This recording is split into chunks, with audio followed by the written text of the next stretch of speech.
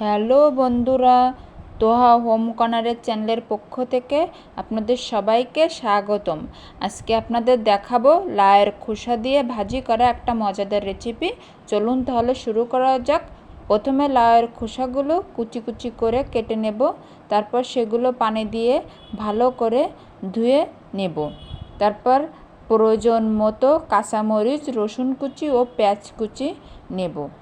তারপরে চুলায় একটা প্যান বসিয়ে দেব, তাতে দেব প্রয়োজন মতো তেলটা একটু গরম হলে দিয়ে দেব, তার মধ্যে দিয়ে দেব পেঁয়াজের কুচি, ছেড়ে দিয়ে হালকা একটু নেড়ে চেড়ে নেব।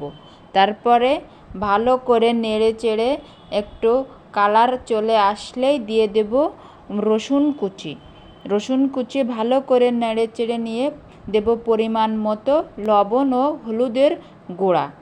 একটু হালকা নেড়ে চেড়ে নিয়ে কাঁচামরিচের কুচিগুলো দিয়ে দেব, দিয়ে ভালো করে নেড়ে চেড়ে নিয়ে একটা কালার আসলেই দিয়ে দেব আমার সেই বাটনা করা মশলাগুলি।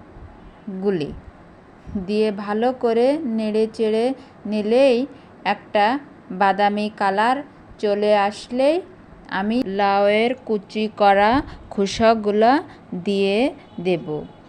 তারপরে সেগুলোকে ভালো করে নেড়ে চেড়ে নেব 2 মিনিটের জন্য।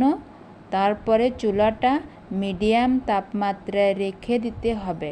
রেখে 2 মিনিটের জন্য ঢাকনাটা ঢেকে দিয়ে 2 মিনিট পরে উঠায় নিয়ে ভালো করে নাড়াচাড়া করে দিতে হবে। দিয়ে আবারও 5 মিনিটের জন্য ঢেকে দিতে হবে। মিনিট পরে আমার লাউয়ের খোসা ভাজি করা হয়ে গেছে। আপনারা চাইলে বাসায় এটা করতে পারেন। এটি খুবই একটা মজাদার রেসিপি। এখন এটাকে আমি পরিবেশন করব। ভিডিওটা যদি আপনাদের ভালো লেগে থাকে তাহলে লাইক, কমেন্ট, শেয়ার এবং সাবস্ক্রাইব করে পাশে থাকবেন।